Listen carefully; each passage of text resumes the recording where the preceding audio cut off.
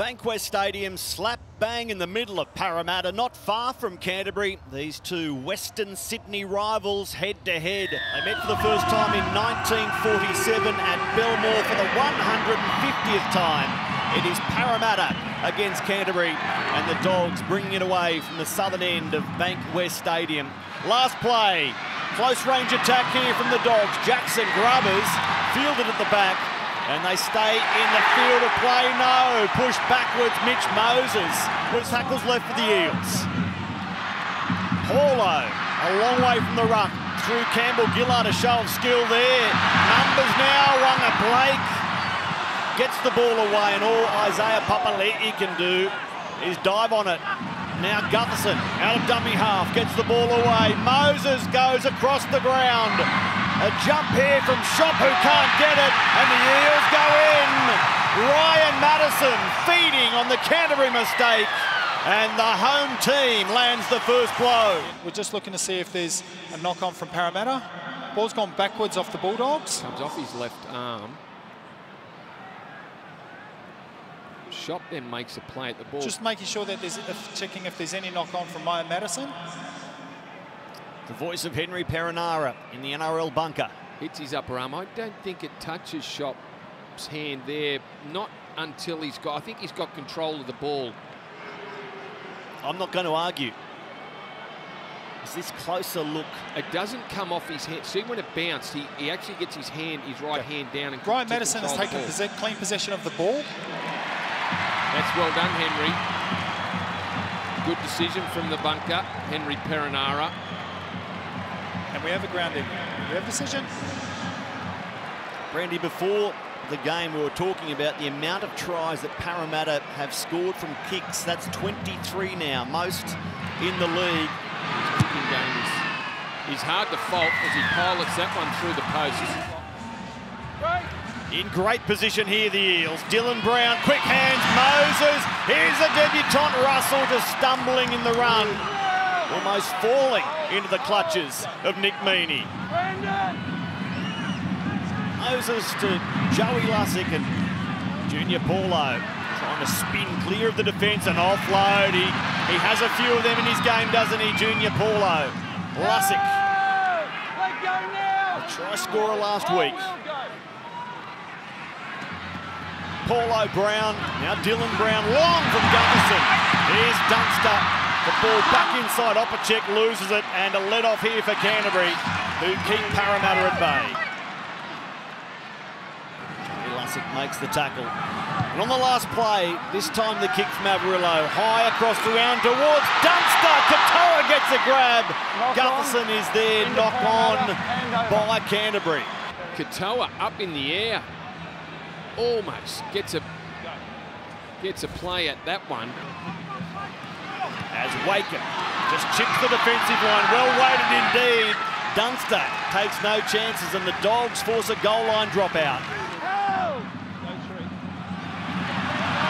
Look at Isaiah Papali'i wind up. Nick Meaney puts his body in front.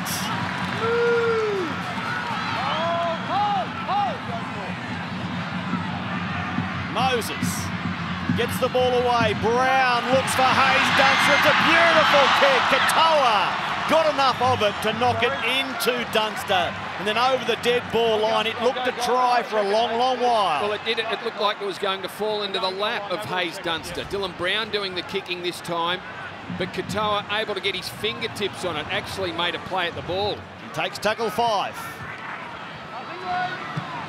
So the kick from Averillo across the ground towards Dunster, who coughs it up. There for the try, Dylan Napa. His first of the season, and he breaks a 44-game try-scoring drought. The interchange forward, a kick, a Parramatta mistake, and Dylan Napa scores a rare 4-pointer. Yeah, a bit of luck there for the Bulldogs, but Dylan Napa was in place to make the most of it. To lock us up, he kicked 6 from 7 last week.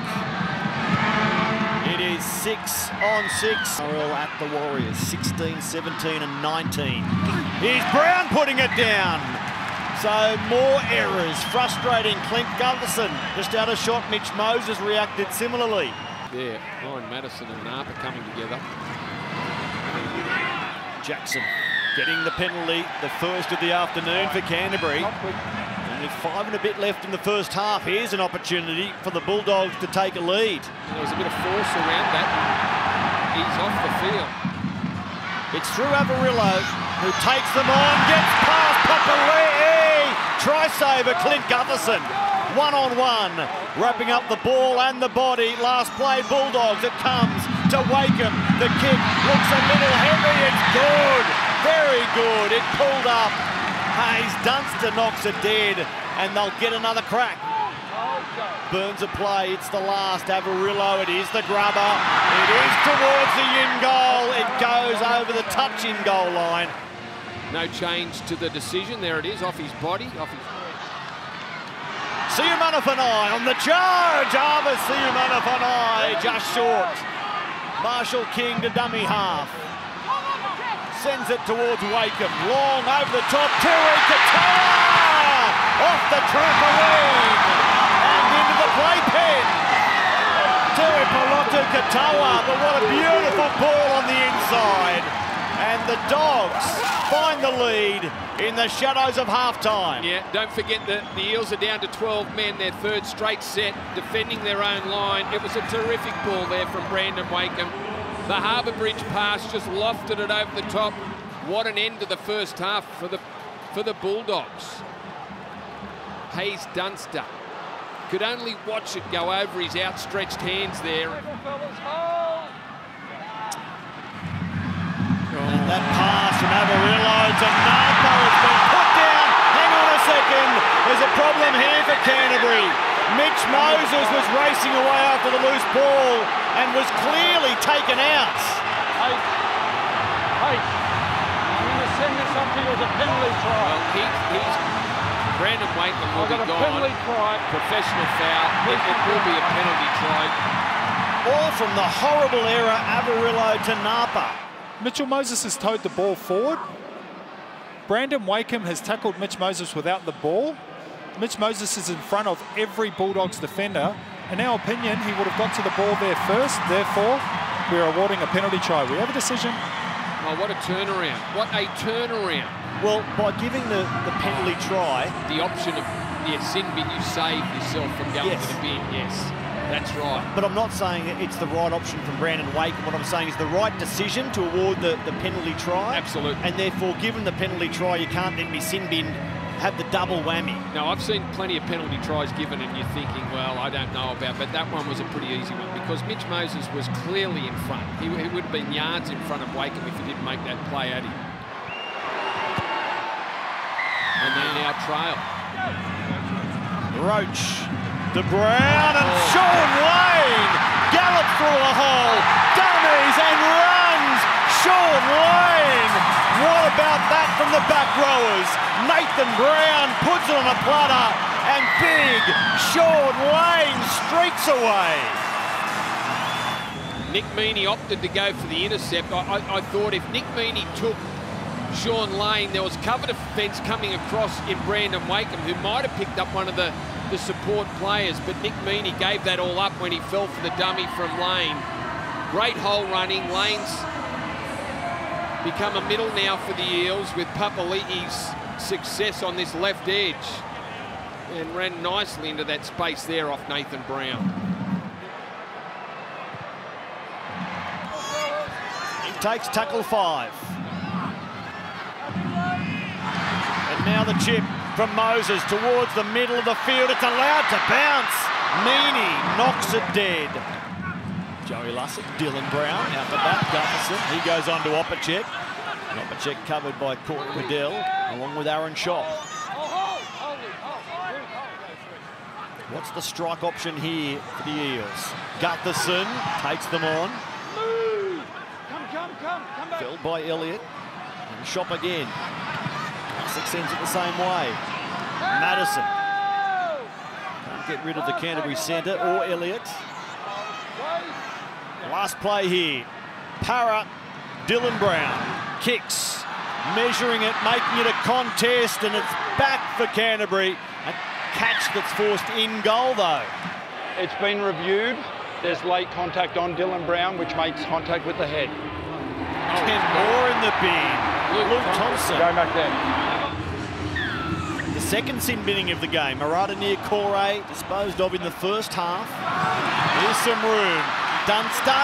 Dunster's away!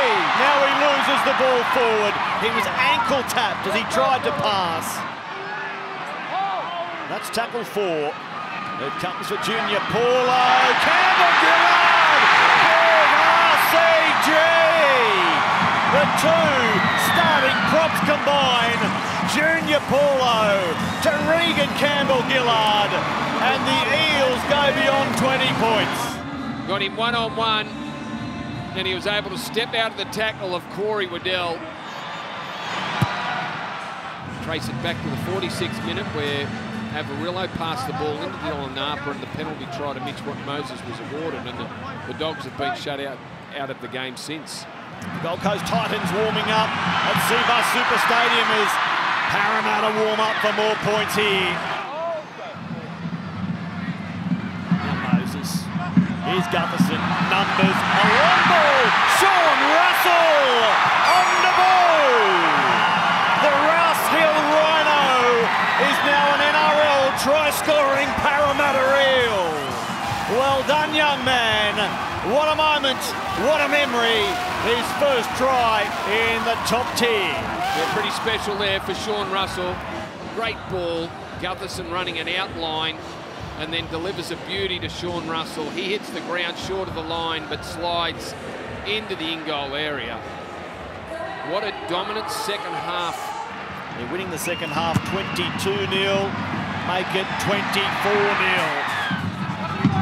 Moses under pressure from Hetherington. The kick comes away cleanly. Nothing in back play, but it's put down by Canterbury.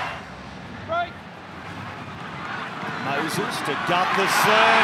Gutherson's going to give Russell a double!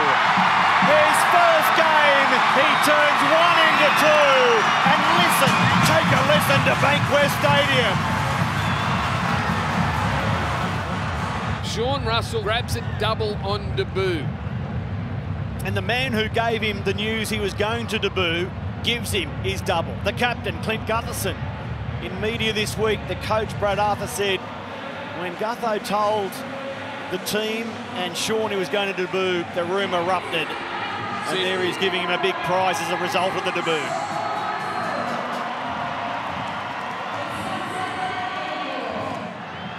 Quiz, who knows who the last Eel to score a double on debut was? Well, there's Mitch Moses using the post to keep the points clicking over. Canterbury unable to back up last week's win against St George Illawarra. They'll go to 2-12 in a battle with Brisbane to avoid the spoon. But after 80 minutes here, it's really the second half, 40 minutes, that tells the story. Parramatta emerging from the break, down 10 points to 6. But after the resumption, running in 5 tries to 0.